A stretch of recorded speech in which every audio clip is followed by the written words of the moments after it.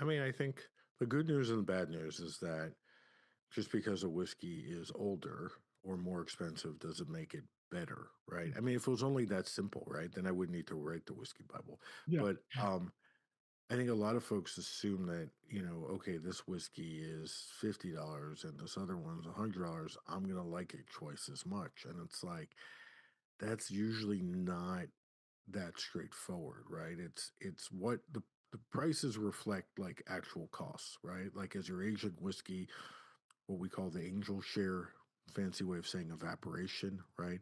So, Double stone. you're right, you're not gonna get the full amount out at the end, right? You're gonna lose the barrel. It's full when you put it in the warehouse. When you take it out, depending on how old it is, you may have half of the barrel left, or you might have a third, right? So obviously, the fewer bottles you get out, the more expensive they have to be to cover the cost, right? And then also you're paying for warehousing, you're paying for, all the carrying costs, taxation, Paper, production costs, all this glass. stuff, right? I mean, all the different people who are involved, the distributors, the retailers, right? So by the end of the day, I mean, there are very like practical costs associated with older whiskey.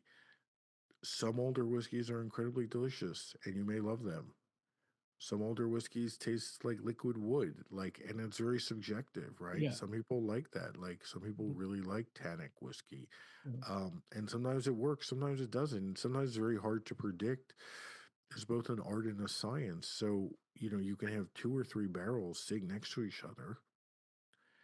Same whiskey made the same day, same type of barrel, same warehouse, and they taste completely different. Like that's what's magical, amazing, and also horribly frustrating about making whiskey Yes.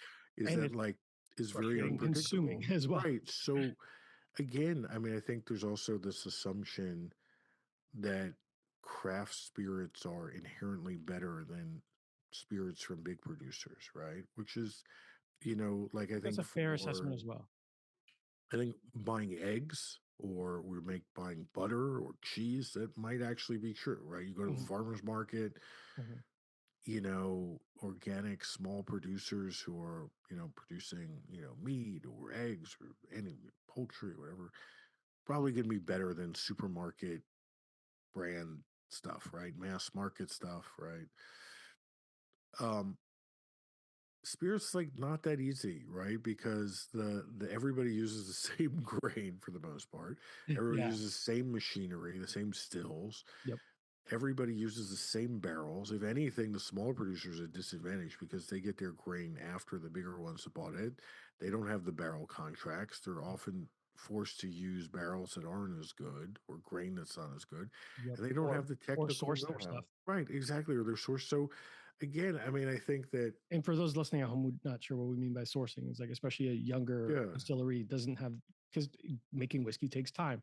And if you're right. new into the game or in the industry, you don't have time on your side. So you will buy from established Right, you um, finished distribution. whiskey. Right, exactly. Yeah. So I mean, in some ways, the big established brands, I mean, offer usually more reasonable prices Consistent and product. consistency. Consistency is really the gold standard, right? Like, it's not about making one barrel that tastes good. It's been about making your whiskey tens of thousands or millions of cases taste consistent and good year in and year out, Mhm. decade after decade, right? And that takes incredible skill and talent, blood, sweat, and tears. This Practice. isn't like other industries where, like I don't, big factories, like I don't know who runs a big factory that makes, soda or like a Mhm. snack cake or whatever. Here, I mean, maybe the same, I don't know, but here in our industry, even the biggest brands, there are people, this is their life's work. They Mhm. give like everything they have to make this product as good as it can possibly be. So, I would not dismiss these brands immediately.